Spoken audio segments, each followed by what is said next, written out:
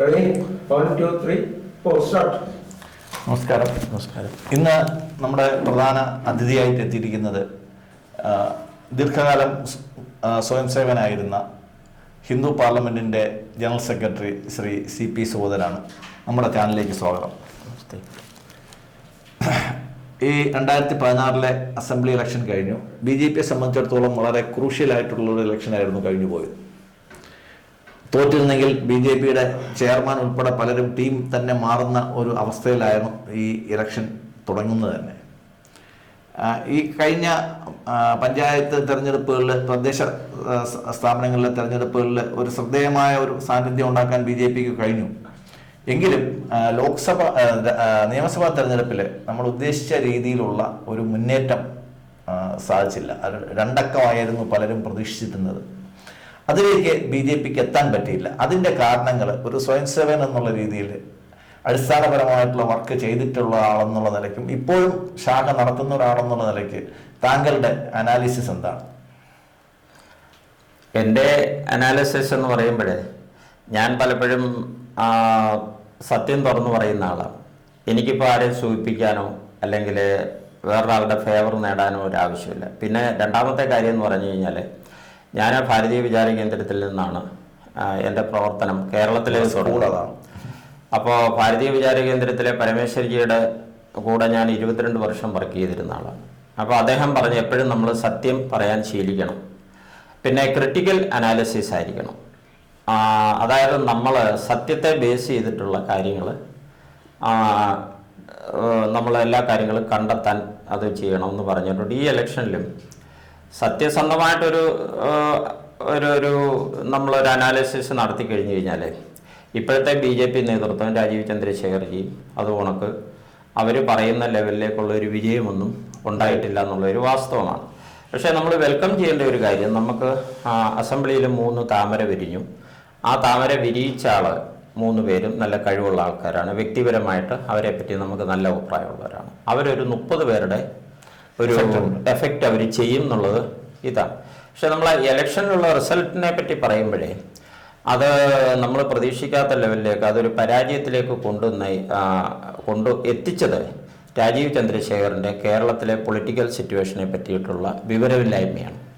അല്ലെങ്കിൽ അദ്ദേഹത്തെ ഏതോ ഒരു വിവരമില്ലാത്ത ഗ്യാങ് അദ്ദേഹത്തെ മിസ്ഗൈഡ് ചെയ്യുന്നുണ്ടെന്നുള്ളത് ബോധ്യമാണ്. അതെല്ലാവർക്കും അറിയാം ഇപ്പം ആരാണ് മിസ്ഗൈഡ് ചെയ്യുന്നതെന്നുള്ളതൊക്കെ. അതിനെപ്പറ്റിയൊന്നും I don't want to go in to the details. അപ്പോൾ പ്രശ്നം പറ്റിയതാണെന്ന് ചോദിച്ചു കഴിഞ്ഞാൽ, ചന്ദ്രശേഖർജി വന്നു കഴിഞ്ഞപ്പോഴേ ഞാൻ ഏതോ ഒരു ചാനൽ ചർച്ചയിലും പറഞ്ഞിരുന്നു. അതുകൊണ്ട് തന്നെ ഒരു ഫേസ്ബുക്ക് പോസ്റ്റ് ഇട്ട്, താങ്കൾ ഇത് വായിച്ചാണ്. അതായത് അദ്ദേഹം ഒരു പ്രൊഫഷണലാണ്, പ്രൊഫഷണലിസത്തിൽ വിശ്വസിക്കുന്ന ഒരാൾ വന്നു കഴിഞ്ഞാൽ കേരള BJP നന്നാവും, അല്ലാതെ ഗ്രൂപ്പിസം ഇല്ലാതാകണം എന്നൊക്കെ പറഞ്ഞ് നമ്മൾ അദ്ദേഹത്തിൻ്റെ വ്യക്തിത്വത്തെയും എല്ലാം കൂടെ അനാലിസിസ് ചെയ്ത് കഴിഞ്ഞപ്പോൾ നല്ലൊരു വരവാണ് അദ്ദേഹത്തിൻ്റെ വന്നിരുന്നത്. എല്ലാവരും അദ്ദേഹത്തെ സപ്പോർട്ട് ചെയ്തു. നമ്മൾ പ്രതീക്ഷിച്ചതിൻ്റെ കൂട്ട് തന്നെ അദ്ദേഹം ഗ്രൂപ്പിസത്തെ ഇല്ലാതാക്കി എല്ലാവരെയും ഒന്നിച്ചു കൊണ്ട് നടത്താനുള്ള ഒരു കഴിവ് അദ്ദേഹത്തിനുണ്ടായി. പക്ഷെ ആ കഴിവിനുള്ളിലും അദ്ദേഹത്തിൻ്റെ കൂടെ നടക്കുന്നവർ പല കുഴപ്പങ്ങളും അദ്ദേഹത്തെ കൊണ്ട് പറഞ്ഞ് ചെയ്യിക്കുന്നുണ്ടെന്നുള്ളത് ബോധ്യപ്പെട്ടിരുന്നു. ഇപ്പോൾ ഒറ്റ ഉദാഹരണം പറഞ്ഞാൽ, വളരെ വ്യക്തിപരമായിട്ട് പറയുകയാണെങ്കിൽ, ശോഭാ സുരേന്ദ്രന് വട്ടിയൂർക്കാവിൽ മത്സരിക്കാൻ താല്പര്യമുണ്ടായിരുന്നു. വട്ടിയൂർക്കാവിൽ ശോഭാ സുരേന്ദ്രൻ മത്സരിച്ചിരുന്നുവെങ്കിൽ ഞങ്ങൾ ഉൾപ്പെടെ എല്ലാവരും അവർക്ക് വേണ്ടി പ്രവർത്തിക്കാൻ ഇറങ്ങുമായിരുന്നു. കാരണം വട്ടിയൂർക്കാവിൽ ഒരു ഷുവർ സീറ്റ് കിട്ടും. ഇത് തന്നെയല്ല, നമ്മുടെ ഒരു പ്രസ്റ്റീജിന്റെ പ്രശ്നമാണ്. ശോഭാ സുരേന്ദ്രൻ നിസ്സാര വോട്ടിനാണ് അവിടെ തോറ്റത്. അത് കുമ്മനം രാജശേഖരൻ നമുക്ക് കവർ ചെയ്യാൻ പറ്റുന്നതാണല്ലോ. അപ്പോൾ കുമ്മനം രാജശേഖരൻ നിന്ന് തോറ്റതിന്റെ കാരണവും അറിയാമല്ലോ. 5000 ഞാനുണ്ടായിരുന്നു. 5000 താഴെ വോട്ടിനാണ് അദ്ദേഹം ജയിച്ചത്. അത് ചില പോക്കറ്റുകളിൽ നമ്മൾ വർക്ക് ചെയ്തിരുന്നെങ്കിൽ 5000 വോട്ടും വരും. അല്ല, 2016 അതൊരു വിഷയം. 2016 കുമ്മനം ചേട്ടൻ അവിടെ ജയിക്കണ്ടായിരുന്നു വട്ടിയൂർക്കാവില്. പക്ഷെ വിഷയം എന്താ പറ്റിയെന്ന് ചോദിച്ചു കഴിഞ്ഞാൽ, നായാടി മുതൽ നമ്പൂതിരി വരെ ഒന്നിച്ചിരുന്ന, ഞാൻ ജനറൽ സെക്രട്ടറി ആയിട്ടിരുന്ന, വെള്ളാപ്പള്ളി സാറ് ചെയർമാനായിട്ടിരുന്ന ഒരു പ്രസ്ഥാനത്തിൽ നിന്ന് നമ്മൾ ജാതി രാഷ്ട്രീയം വേണ്ട എന്നുള്ള സംഘപരിവാറിൻ്റെയും സമുദായ സംഘടനകളുടെയും ഒരു തീരുമാനത്തിൽ നിന്ന് വ്യതിചലിച്ചുകൊണ്ട് ഈ ഹിന്ദു ഐക്യം എൻ്റെ വഴിയേ വരാവൂ എന്നുള്ള ഒരു പ്രത്യേക ചിന്താഗതി വെച്ചിട്ട് വെള്ളാപ്പള്ളി സാറിനെ ഒറ്റയ്ക്ക് വിളിച്ചുകൊണ്ട് അമിത്ഷാജിയുടെ അടുത്ത് പോയിട്ട് SNDPക്ക് വേണ്ടി ഒരു പാർട്ടി ഉണ്ടാക്കി, BDJS ഉണ്ടാക്കി. അത് ഏറ്റവും വലിയ തെറ്റാണ്. BJP ലോകത്തിലെവിടെയെങ്കിലും കേട്ടിട്ടുണ്ടോ ഒരു ദേശീയ പാർട്ടി ഒരു സമുദായത്തെ വിളിച്ചുകൊണ്ട് പോയി ഒരു സമുദായ പാർട്ടി, ഒരു ഈഴവ പാർട്ടി ഉണ്ടാക്കിയിട്ട് ബാക്കിയുള്ള എല്ലാ സമുദായങ്ങളും കൂടെ ഒന്നിച്ച് അന്ന് കുമ്മനം രാജശേഖരൻ ചേട്ടന് എതിരായിട്ട് വട്ടിയൂർക്കാവിൽ പ്രവർത്തിച്ചു. ഞാനും അവിടെ പോയിരുന്നു. കാരണം ഇതിനൊക്കെ ഒരു ശിക്ഷ കിട്ടണമല്ലോ. അപ്പൊ ഇതൊക്കെ നമ്മൾ തുറന്നു പറയുന്നതുകൊണ്ട് ഒരു കുഴപ്പമില്ല. അങ്ങനെ സംഘപരിവാറിന്റെ ഐക്യത്തെ അല്ലെങ്കിൽ ഹിന്ദുക്കളുടെ ഐക്യത്തെ ഒരു ബാധിക്കുന്ന ഒരു പ്രശ്നം ഉണ്ടാക്കിയ ഒരു രാഷ്ട്രീയ പാർട്ടി BDJS എന്ന് പറയുന്ന ഒരു പാർട്ടി ഉണ്ടാക്കി നായാടി മുതൽ നമ്പൂതിരി വരെയുള്ളവരുടെ റെപ്രസെന്റേഷൻ ഇല്ലായിരുന്നു എങ്കിൽ പോലും അങ്ങനെയാണെന്ന് വരുത്തി തീർത്ത 2016 ഇലക്ഷനിലെ ബാക്കിയുള്ള എല്ലാ സമുദായങ്ങളും കൂടെ ചേർന്നിട്ട് ഉമ്മൻചാട്ടൻ ഉൾപ്പെടെ എല്ലാവരെയും പരാജയപ്പെടുത്തിയിരുന്നു. അതുകൊണ്ട് അല്ലെങ്കിൽ അന്ന് തന്നെ BJPക്ക് 7 MLA-മാരുണ്ടായിരുന്നു 2016. അത് ഇവരുടെ മണ്ടത്തരം കൊണ്ട് പറ്റിയതാണ്. പക്ഷേ വട്ടിയൂർക്കാവിലെ ശോഭാ സുരേന്ദ്രന് ജയിക്കാൻ ചാൻസ് ഉണ്ടായിരുന്നു. പക്ഷെ ശോഭാ സുരേന്ദ്രനെ പാലക്കാട് കൊണ്ട് നിർത്തി. അപ്പൊ അതൊക്കെ ചന്ദ്രശേഖർജിയുടെ മോളിലും പോലുള്ള ഒരു സ്ഥാനാർത്ഥി ഡിക്ലെയർ ചെയ്തതിനു ശേഷം കൊണ്ട് നിർത്തി. അപ്പൊ ചന്ദ്രശേഖർജി ഒറ്റയ്ക്കല്ല തീരുമാനം എടുത്തത്. അദ്ദേഹത്തിന്റെ കൂടെയുള്ള ഒരു കോക്കസ് ആണ് ഈ തീരുമാനമൊക്കെ എടുക്കാൻ ഇദ്ദേഹത്തെ പ്രേരിപ്പിക്കുന്നത്. അതോടുകൂടിയിട്ടാണ് ഞങ്ങൾ ഹിന്ദു പാർലമെന്റ് പറഞ്ഞത് യാതൊരു കാരണവശാലും ശ്രീലേഖ IPSനെ പോലുള്ള ഒരാള് ഒരു സംഘപരിവാറിന്റെ ഐക്യനാകത്തില്ല. സംഘപരിവാറിന്റെ ഐക്യനാകണമെന്നുണ്ടെങ്കിൽ അത് നമുക്ക് നവ്യ ഹരിദാസിനെ ആക്കാം, അല്ലെന്നുണ്ടെങ്കിൽ നമുക്ക് നമ്മുടെ ഡെപ്യൂട്ടി മേയറെ ആക്കാം. അതായത് സംഘപരിവാറിനെ എതിർത്തുകൊണ്ടിരുന്ന ഒരു സ്ത്രീയെ എനിക്ക് അനുഭവം ഉണ്ടല്ലോ. ഞാനത് പലരോടും പറഞ്ഞിട്ടുണ്ട്. ആ വിഷയങ്ങൾ, ആറ്റുകാലിലെ വിഷയങ്ങളെ പണ്ട് ABVP പ്രവർത്തകരെ അവരുടെ പിള്ളേരുടെ ജീവിതം നശിപ്പിച്ച ഒരു സ്ത്രീ എന്നുള്ള നിലയിൽ എന്നെ അറസ്റ്റ് ചെയ്ത് ലോക്കപ്പിലാക്കുമെന്ന് പറഞ്ഞാണ്. കാരണം ABVPക്കാരെ ഞാൻ റിലീസ് ചെയ്യാൻ ചെന്ന് കഴിഞ്ഞപ്പോൾ അപ്പൊ സംഘപരിവാർ RSS ഒരു വൃത്തികെട്ട ഒരു വർഗീയതയാണെന്ന് പറഞ്ഞു നടന്ന സർവീസിൽ ഇരുന്നപ്പോ പറഞ്ഞ ഒരു സ്ത്രീയെ, ഒരു ഉദ്യോഗസ്ഥയെ നമ്മൾ പെട്ടെന്ന് സംഘപരിവാറിന്റെ ഐക്യനാക്കാൻ പറ്റില്ല. നമ്മുടെ ഒരു മോഡൽസ് ഒരു വ്യക്തിയാക്കാൻ പറ്റത്തില്ല എന്നുള്ള ഒറ്റ കാരണം കൊണ്ടാണ് നമ്മൾ പറഞ്ഞത്.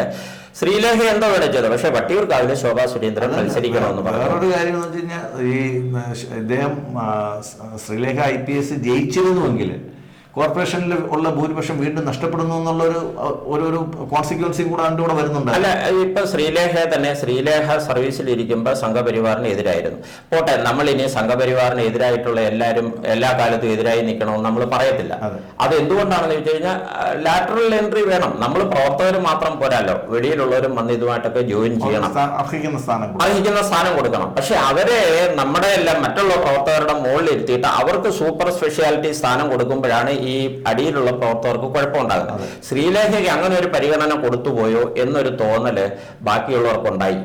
അതിൽ നിന്ന് അപ്പൊ നമ്മൾ തന്നെ താങ്കളോട് തന്നെ ഞാൻ പറഞ്ഞല്ലോ, യാതൊരു കാരണവശാലും ശ്രീലേഖയെ വട്ടിയൂർക്കാവില് ഞങ്ങൾ ജയിപ്പിക്കാൻ അനുവദിക്കത്തില്ല. അതിന് ഞങ്ങൾ പ്രവർത്തിക്കുകയും ചെയ്തു. അതൊക്കെ ഞങ്ങൾ രഹസ്യമായിട്ടാണ് പ്രവർത്തിക്കുന്നത്. ഞങ്ങളിവിടെ പരസ്യം വെച്ചിട്ട് ബോർഡ് വെച്ചിട്ട് ശ്രീലേഖ തോക്കട്ടെ എന്ന് പറഞ്ഞ് ബോർഡ് വെച്ചിട്ടില്ല. ഞങ്ങൾക്ക് അതിനുള്ള കപ്പാസിറ്റി ഉണ്ട്.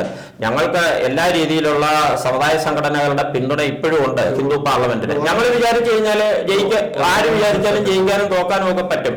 ഇപ്പൊ ബാക്കി ഒരാൾക്കെതിരായിട്ട് ഞങ്ങൾ പ്രവർത്തിച്ചില്ല. ഞങ്ങൾ പ്രവർത്തിച്ചത് ശ്രീലേഖയെ നമ്മൾ സംഘപരിവാറിന്റെ RSS നിയന്ത്രിക്കുന്ന ഒരു സംഘപരിവാറിന്റെ ഒരു ഐക്യനാക്കാൻ പറ്റില്ല, യോഗ്യത അവർക്കില്ല. അതുകൊണ്ട് നമ്മൾ അവരെ എതിരെ കോർപ്പറേഷൻ കൗൺസിൽ സ്ഥാനം തന്നെ അവർ തന്നെ ഇരിക്കട്ടെ, അവരവിടെ നിന്ന് പഠിക്കട്ടെ. അവർ തന്നെ കൂടിപ്പോയി, അവരവിടെ നിന്ന് പഠിക്കട്ടെ. അവരെ വ്യക്തിപരമായിട്ടൊന്നും നമ്മൾ മോശക്കാരിയായിട്ടൊന്നും ചിത്രീകരിക്കുന്നില്ല. പക്ഷെ അവർക്ക് നമ്മളുടെ നേതാവാകാനുള്ള യോഗ്യതയില്ല. ഇനി അടുത്തത് താങ്കൾ ചോദിച്ചാൽ അതിനോട് ഞാൻ മറുപടി പറയാം. അതായത് ഈ BJPക്ക് ഇപ്പം പറ്റിയതെന്ന് പറയുമ്പോൾ കഴിഞ്ഞാൽ BJPക്ക് സ്വന്തം സ്ട്രെങ്തിൽ നിൽക്കാൻ ഇനിയെങ്കിലും പഠിക്കണം. ഒന്നാമത്തെ കാര്യം, നമ്മൾ ഈ ചന്ദ്രശേഖർജിക്ക് ഗ്രൗണ്ട് റിയാലിറ്റീസ് ബോധ്യപ്പെടുന്നില്ല. കേരളത്തിന്റെ രാഷ്ട്രീയം എങ്ങനെയാണെന്നുള്ളത് ഒരു കമ്മ്യൂണിസ്റ്റ് മൈൻഡ് സെറ്റുള്ള ഒരു ദേശമാണിതെന്നും ഈ കമ്മ്യൂണിസ്റ്റ് മൈൻഡ് സെറ്റിലാണ് BJPയുടെ പ്രവർത്തകർ പോലും പ്രവർത്തിക്കുന്നതെന്നും ഈ കേരളത്തെ പ്രത്യേക രീതിയിൽ കൈകാര്യം ചെയ്യണമെന്നുള്ളതും അദ്ദേഹത്തിന് മനസ്സിലാവാത്തതുകൊണ്ടാണ് അദ്ദേഹത്തിന്റെ കാൽക്കുലേഷൻ തെറ്റിപ്പോയത്. ഫോർ എക്സാമ്പിൾ, ഇപ്പോൾ 2020 എന്ന് പറഞ്ഞ പാർട്ടി, അദ്ദേഹം ഒരു ജെന്റിൽമാനാണ്, അദ്ദേഹം ഒരു ബിസിനസ്സുകാരനാണ്. 2 ബിസിനസ്സുകാർ കൂടി 3 ബിസിനസ്സുകാർ കൂടി കേരളം പിടിക്കാമെന്ന് അവരൊരു പ്രസ്താവന ഇറക്കിയപ്പോൾ തന്നെ അവർ പരാജയപ്പെട്ടു കഴിഞ്ഞു. അതായത് നമ്മുടെ 2020 പാർട്ടിക്ക് 16 ലക്ഷം പേര് ഓൺലൈനിൽ ഉണ്ടായിരിക്കാം. ഇപ്പൊ കോക്രോച്ച് പാർട്ടി വന്നില്ലേ, കോക്രോച്ച് പാർട്ടിക്ക് 20 കോടി അല്ലെ 200 കോടി ആൾക്കാർ ഓൺലൈനിൽ മെമ്പർഷിപ്പ് എടുത്തു കഴിഞ്ഞെന്ന് പറഞ്ഞു 200 കോടി എടുത്തു കഴിഞ്ഞാലും നത്തിങ് ഗോയിങ് ടു ഹാപ്പൻ. ഈ ഓൺലൈൻ മെമ്പർഷിപ്പ് എന്ന് പറഞ്ഞാൽ നത്തിങ്, വെറുതെ ഒരു ക്ലിക്ക് ചെയ്യുമ്പോൾ ഉടനെ മെമ്പർ ആയിപ്പോയെന്നുള്ളതേ ഉള്ളൂ. ഇപ്പൊ ആം ആദ്മിക്ക് പണ്ട് 20 ലക്ഷം പേരുടെ ഇതുണ്ടെന്ന് പറഞ്ഞു. അപ്പൊ ഈ 16 ലക്ഷം പേര് ഓൺലൈൻ മെമ്പർഷിപ്പ് ഉണ്ടെന്ന് പറഞ്ഞ ഈ അത് വിശ്വസിച്ചിട്ട് ആ പാർട്ടിക്ക് 19 സീറ്റ് കൊടുത്തു. അത് തൃപ്പൂണിത്തുറ പോലുള്ള സീറ്റുകള്, കൊടുങ്ങല്ലൂർ പോലുള്ള സീറ്റുകള്, കൊടുങ്ങല്ലൂർ നമ്മുടെ ബി ഗോപാലകൃഷ്ണൻ 1 വർഷം കൊണ്ട് പ്രവർത്തിച്ചതാണ് അവിടെ. ഏറ്റുമാനൂർ പോലുള്ള സീറ്റുകള്. അപ്പൊ നമ്മുടെ രാജീവ് ചന്ദ്രശേഖർജി ഇദ്ദേഹത്തിന് ഒരു